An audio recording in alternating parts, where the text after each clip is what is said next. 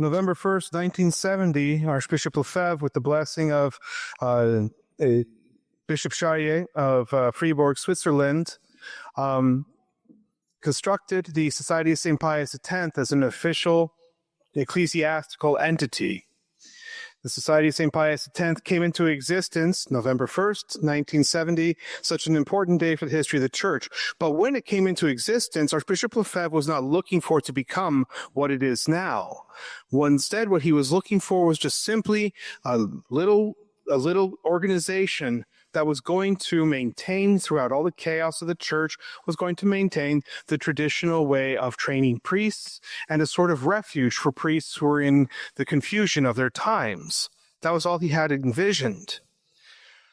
But because in the 4 short years, he had gained quite a following, going from 6 seminarians who had just come to him and asked for his help in 1969 to now they had 80 seminarians. They had more than a dozen priests. They had just opened a new district in the United States, a new seminary in the United States with just a few seminarians.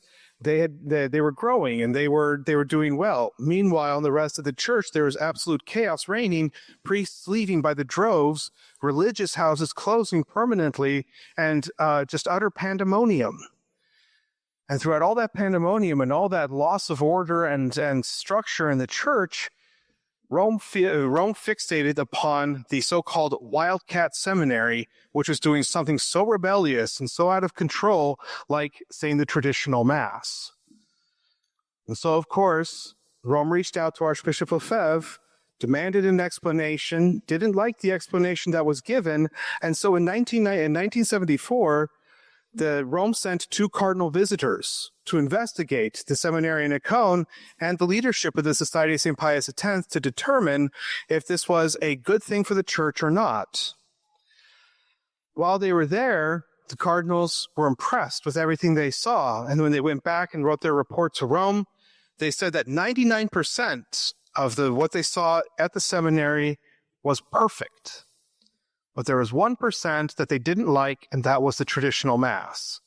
So Archbishop Lefebvre was infuriated just by the fact that they only gave 1% to the Mass, the most important possible thing in the essence of the entire priesthood, which is what he was doing in Icone. So he was frustrated by that, and then he had seminarians come and tell him what the cardinal visitors had told them. Scandalous things like they were talking about the new revolutions that were going to occur because of Vatican II, and in the name of Vatican II, they were going to investigate the possibility of married priests and women priests. They were going to investigate the possibility of democratizing the church, making the papacy less essential and all the power of the church less centralized. Sound familiar, anyone? That is exactly what is going on today. So these cardinals were already talking about it back in 1974. This was their plan. This is what they were shooting for. He was so infuriated that they had scandalized his seminarians this way that he admitted it was somewhat of a righteous fury. He sat down and wrote a declaration. It was supposed to be an internal document that was going to be read only to the seminarians. So their next spiritual talk that he gave 3 times a week, he sat them all down and he read this document to them. That was exactly 50 years ago today, November 24th, 1974. And from that moment on, the world changed quite literally. Quite literally, at that moment, the history of the world shifted just because of this one simple action. I'll read it now to you, and in the honor of its 50th anniversary. We hold fast with all our heart and with all our soul to Catholic Rome, guardian of the Catholic faith and of the traditions necessary to preserve this faith, to eternal Rome, mistress of wisdom and truth.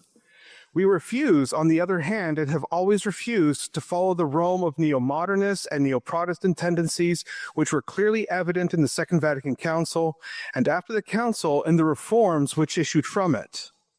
All these reforms indeed have contributed and are still contributing to the destruction of the church, to the ruin of the priesthood, to the abolition of the sacrifice of the Mass and of the sacraments, to the disappearance of religious life, to a naturalist and Teilhardian teaching in universities, seminaries, and catechetics, a teaching derived from liberalism and Protestantism, many times condemned by the solemn magisterium of the church. No authority, not even the highest in the hierarchy, can force us to abandon or diminish our Catholic faith so clearly expressed and professed by the Church's magisterium for 19 centuries. But though we, says St. Paul, or an angel from heaven preach a gospel to you besides that which we have preached to you, let him be anathema. Is it not that the Holy Fathers repeat? Is it not this that the Holy Fathers are repeating to us today? If we can discern a certain contradiction in his words and deeds, as well as in those of the dicasteries, well, we choose what was always taught, and we turn a deaf ear to the novelties destroying the church. It is impossible to modify profoundly the lex orandi without modifying the lex credendi. To the Novus Ordo Missae correspond a new catechism, a new priesthood, new seminaries, a charismatic Pentecostal church, all things opposed to orthodoxy and the perennial teaching of the church. It is impossible to modify profoundly the Reformation, born of liberalism and modernism, is poisoned through and through. It derives from heresy and ends in heresy, even if all its acts are not formally heretical. It is therefore impossible for any conscientious and faithful Catholic to espouse this Reformation or to submit to it in any way whatsoever. The only attitude of faithfulness to the Church and Catholic doctrine in view of our salvation is a categorical refusal to accept this Reformation. That is why, without any spirit of rebellion, bitterness, or resentment, we pursue our work of forming priests with the timeless magisterium as our guide. We are persuaded that we can render no greater service to the Holy Catholic Church, to the Sovereign Pontiff, and to posterity. That is why we hold fast to all that has been believed and practiced in the faith, morals, liturgy, teaching of the catechism, formation of the priest, and institution of the church by the church of all time. To all these things is codified in those books which saw a day before the modernist influence of the council. This we shall do until such time that the true light of tradition dissipates the darkness obscuring the sky of eternal Rome. By doing this with the grace of God and the help of the Blessed Virgin Mary and that of St. Joseph and St. Pius X, we are assured of remaining faithful to the Roman Catholic Church and to all the successors of Peter, and of being the fideles dispensatores mysteriorum Domini nostri Jesu Christi in Spiritu Sancto. Amen. This was a declaration of war. Archbishop Lefebvre had tried so hard to just keep a low profile and just do what he saw was his duty to prepare priests for the modern world and to give them the good, solid Catholic doctrine that had always been taught and to give them a strong spirituality so that they could survive as missionaries throughout the world. That was all he ever wanted. But Rome had forced his hand, and so even though he had only maybe 200 members in the entire world, probably not even that. And members, that includes everybody, seminarians included. That is all he had. And he was going against the entire Roman bureaucracy. He was going against the entire church. But he declared war nonetheless. Not because he was as arrogant as has been claimed many times, despite being French. Not because he was an angry man or embittered, as he says, but simply because he knew he could no longer hide. And the fact of the matter is, there was a war raging around him. And he was not declaring war insofar as he was going to conquer Rome. He was not going to destroy the institution of the church and reestablish it. He was not going to try to declare himself the real pope because everybody else has abandoned the faith. He was not going to try to go and become the ultimate authority of all things. He was simply going to stand firm on what he knew to be the one holy Catholic Church. He knew this to be what was his inheritance, and he was determined to pass it on because it is the only thing that will save souls. It is the only thing that will conquer the darkness. It is the only thing that gives eternal life. and it is worth suffering, dying for. And so he dedicated the rest of his life, all 17 years of it, until he died in 1991, in the simple fight for tradition. He didn't want to be the face of the traditional movement within the church, but this moment, 1974, he became that leader. He became the face of the rebellion. He became the one bishop who struggled and fought. In the 60s, he reached out to Cardinal Ottaviani, the most powerful man as far as the doctrine of the church goes. He was considered to be a lion of doctrine. He was in charge of the Holy Office, which was a stronger version of the Congregation for the Doctrine of the Faith. He reached out to him and begged him to try to help persuade the Pope to slow these changes down, and Cardinal Ottaviani, the second most important man in the church, was powerless. He reached out to bishops and cardinals throughout the entire world, begging for their help and their support in the attempts to try to stem the flow of the rebellion and the nonsense that was flowing out of Rome and in the church. And nobody answered. He was entirely alone in the battle. Bishop de Castro-Meyer in Brazil helped him and supported him, but he was elderly and frail and was considered to be in bad reputation with the church. Archbishop Lefebvre was not. So Archbishop Lefebvre carried that cross. He took it upon himself.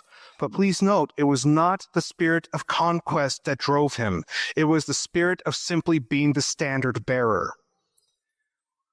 While the forces of God in the church are split apart, are divided, are running in different directions, and in some cases even joining the enemy, the most important role that he took upon himself and that was given to him by God, and he finally accepted in the same spirit as St. Pius X when he accepted the papacy, was to just simply plant the flag of tradition and command everybody to stand fast to what is true and what is real in the doctrine and morals of the Catholic Church and what needs to be the force that is to conquer this world. He is not replacing Rome. We are not replacing Rome. We are not the church. We are the simple standard bearers, a rallying point. We are the ones trying to bring people more to the light. But the standard is still standing. The fight has not changed. The characters have changed. Archbishop Lefebvre has passed on. But we still have the same mentality. We still have the same struggle. We still have the same fight. The enemies may be different. The words may be different. The situation is much worse. They're far more open about their plans now, to the point that is now becoming directly what is stated by the Pope himself. But the fight stays the same. We will not bend, we will not buckle, because it is not our fight, it is God's. We are the simple standard bearers, and we give everything that we are supposed to have to it. God gives us this apostolate, not because it was sought out, not because it was something we wanted, not because it was something Archbishop Lefebvre took upon himself. It was forced into his hands, and it is for us to carry that standard and never let it move 1 inch backwards from the enemy. Never let the darkness envelop it. Never let it be lost. That is our task, and that is what we must fight for.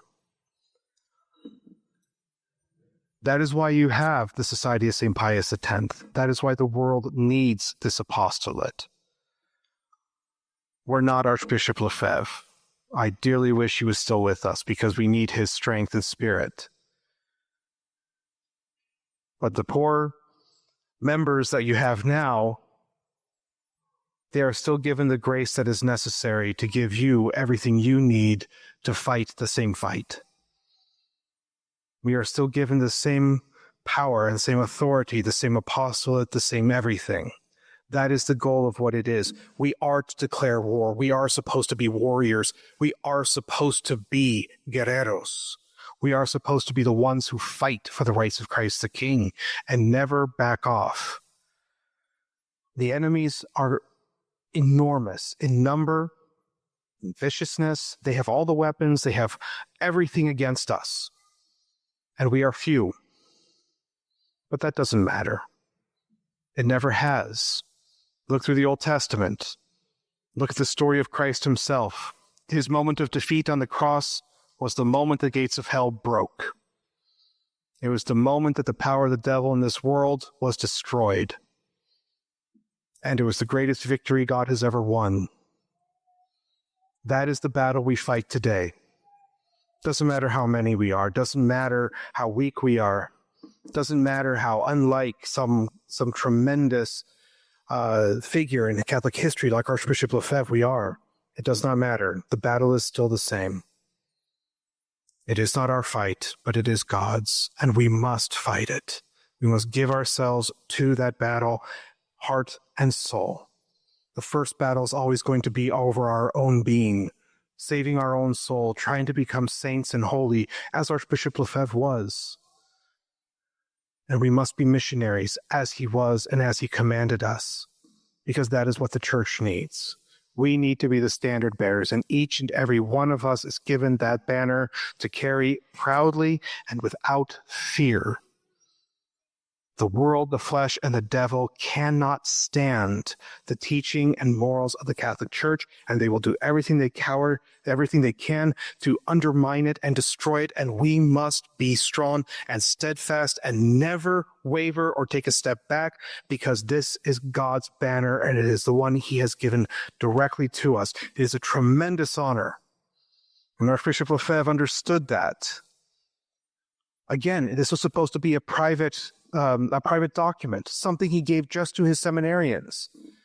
But then the seminarians, first chance they got, they ran to the telephones and called their parents and told them all about it. And within the matter of weeks, people from all over the world were begging Archbishop Lefebvre to publish it, to make it known to the entire world. And at first he did not want to, but then he understood exactly what was being asked of him, and he did it. What a tremendous example of the fortitude of a good leader.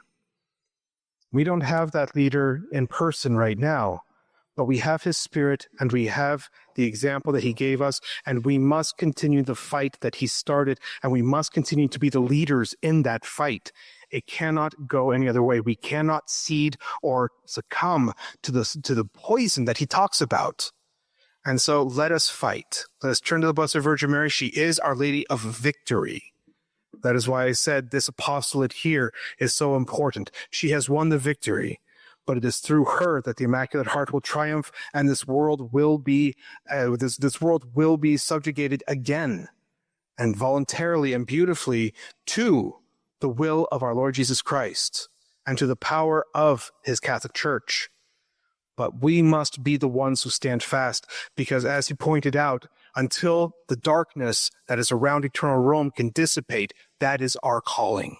We are to stand fast, and we are never to flag or waver, no matter what the odds are, no matter how terrible the enemy is, and no matter what is being said or done all around us. We must stand fast as true saints, because that is our calling. So let us dedicate ourselves to that fight in the spirit of Archbishop Lefebvre. Thank God for his example and thank God for his leadership, so that we can be a part of the conquering of this world in the name of Christ the King, so that, again, the Catholic Church is supposed to take its place. It is supposed to be the queen of the magisterium, the one who rules, the one who teaches, the one who guides, and the one who is supposed to save souls. And that cannot happen if we do not do our job and man our posts and fight the fight that is given to us.